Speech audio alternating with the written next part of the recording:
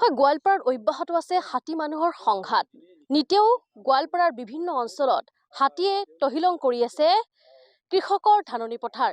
এই মুহূৰ্তত মই উপস্থিত আছোঁ গোৱালপাৰাৰ শ'লমাৰীৰ গেন্দেৰাপাৰাত উপস্থিত আছোঁ আৰু গেন্দেৰাপাৰাৰ পৰিৱেশ দেখুৱাম। এতিয়া বন্যহস্তীৰ উপদ্ৰৱত নিদ্ৰাহৰণ কৰিবলগীয়া হৈছে গোৱালপাৰাৰ যি গঞা ৰাইজ, এতিয়া নিদ্ৰাহৰণ কৰিবলগীয়া হৈছে, কিয়নো কৃষকৰ যি সপোনৰ খেতিডৰা, সেই খেতিডৰা এতিয়া তছনছ কৰিছে বন্যহস্তীয়ে আৰু প্ৰতিদিনেই এনেদৰে গোৱালপাৰাৰ বিভিন্ন ঠাইত আচলতে বিভিন্ন খেতিপথাৰসমূহত এনেদৰে হাতীয়ে এফালৰ পৰা খেতিপথাৰ নষ্ট কৰিছে, তহিলং কৰিছে।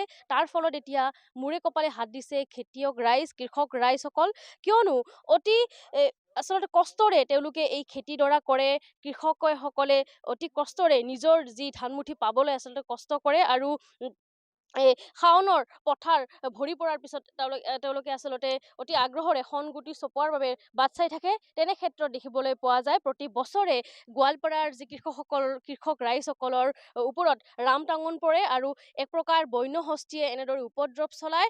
আৰু এয়া আচলতে কোনো নতুন কথা নহয়, গোৱালপাৰাৰ বাবে এয়া কোনো নতুন কথা নহয়, কিন্তু এই ক্ষেত্ৰত কোনো ধৰণৰ কিন্তু আজিলৈকে ব্যৱস্থা গ্ৰহণ কৰা দেখা নগ'ল। কিয়নো বন্যহস্তীয়ে খাদ্যৰ সন্ধানত যি বনাঞ্চলৰ পৰা জনাঞ্চললৈ নামি আহে আৰু এনেদৰে এফালৰ পৰা তহিলং কৰে।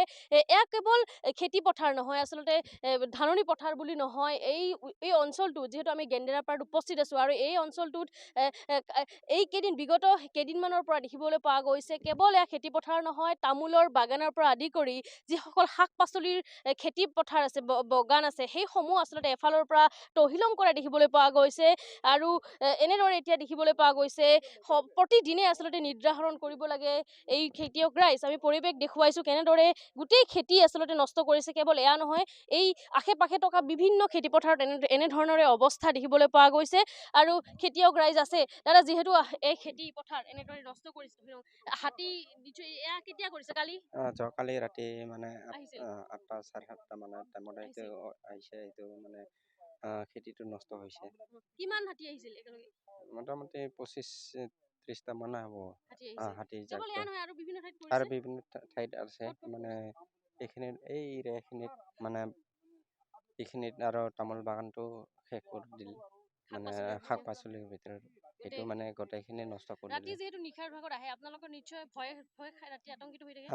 ভয় খায়, কিন্তু ভয় খালে কি হ'ব, কাৰণে আমাৰ এইখিনিত মানে যিখিনি খেতি কৰা আছে সেইখিনি ৰক্ষণাবেক্ষণ কৰি কিনে আমি বহুত চেষ্টা কৰিছিলোঁ। সেইটো চেষ্টা কৰাৰ পিছতো সেইটো মানে নামানে, সেইটো মানে খাই দিছে আৰু খেতিটো।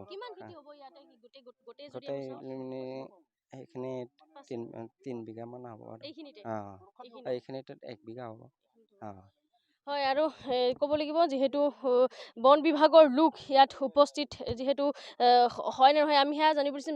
দাদা, বন বিভাগৰ লোক উপস্থিত হয় নে নহয়? বন বিভাগ উপস্থিত হয়, কম সময়ত মানে সিহঁতৰ অলপ লেট কৰি আহে, মানে টাইমটো মানে কোৱা নোৱাৰে। ফোন কৰাৰ লগে লগে কোনোবা সময়ত আহে, মানে এইখন মানে এতিয়া অহা নাই।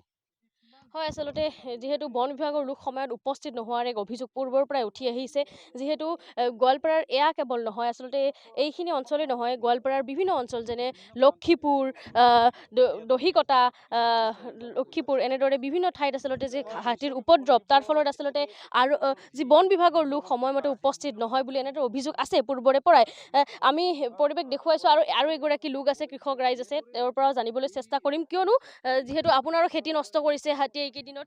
এয়া আচলতে খেতি পথাৰ দেখুৱাইছোঁ, খুবেই দুখ লগা পৰিৱেশ গোৱালপাৰাৰ এই যি অৱস্থা, কিন্তু এতিয়ালৈকে কিন্তু কোনো ধৰণৰ আমি ইয়াৰ সমাধান নাপালোঁ। প্ৰতি বছৰে কিন্তু হাতী নষ্ট কৰে। কাৰণ আমি খেতিয়কসকলৰ মানে খেতিৰ ওপৰতে নিৰ্ভৰ। আমি খেতি নহ'লে আমাৰ কোনো জীয়াই থকাৰ কোনো পথ নাথাকে। গতিকে আমি আশা কৰি বছৰৰ কাৰণে যি খেতি ধৰক মানে খেতি কৰোঁ, নিশ্চয় এনেকৈ যদি আমি বনৰীয়া হাতী জাকটোৱে প্ৰতি ৰাতিয়ে যদি এনেকুৱা খেতিডৰাত নামি খেতি পথাৰবিলাক তহিলং কৰে, নিশ্চয় আমাৰ হয়তো আহি থকা দিনত হয়তো আমি বছৰৰ কাৰণে কিবা এটা সাঁচতীয়া ধন আমি ৰাখিব পাৰিম নে নোৱাৰিম, এইটো আমাৰ বহুত প্ৰশ্ন হৈ আহিছে।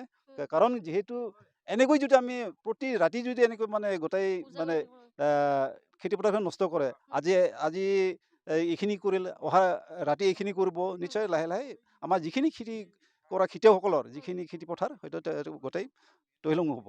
গতিকে এইখিনি চৰকাৰক আহ্বান জনাম যাতে তেওঁলোক নিশ্চয় খেতিয়কসকলক এই ক্ষতিপূৰণৰ ক্ষেত্ৰত তেওঁলোকে যাতে সহায় কৰে সেইখিনি কামনা কৰিছোঁ। আৰু লগতে বন বিভাগেও যাতে আমাৰ গঞা ৰাইজৰ লগত সহযোগিতা কৰি যে আমি খেতি পথাৰখন কেনেকৈ বচাব পাৰোঁ তেওঁলোকে সহায় সহযোগিতা পাম বুলি আশা ৰাখিছোঁ।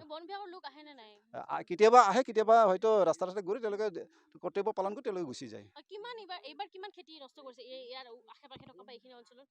এইখিনি আশে পাশে থকা হয়তো নিশ্চয় ইয়াতে অলপ কম হৈছে যদিও বা মানে জেগাই জেগাই বহুত আছে এইটো হয়তো আপোনালোকে এতিয়া বহুত ভিতৰত আছে তেনেকুৱা বহুত মানে নষ্ট কৰা আছে।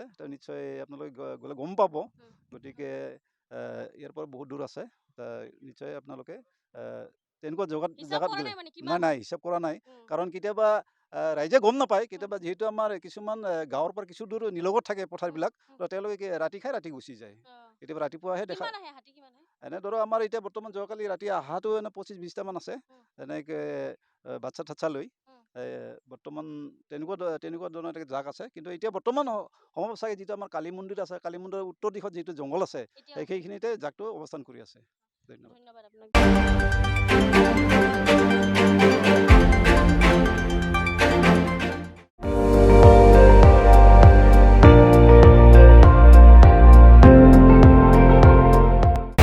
আপুনি চাই আছে ND24, সৰ্বশ্ৰেষ্ঠ নহয় সৰ্বোত্তমৰ দৌৰত।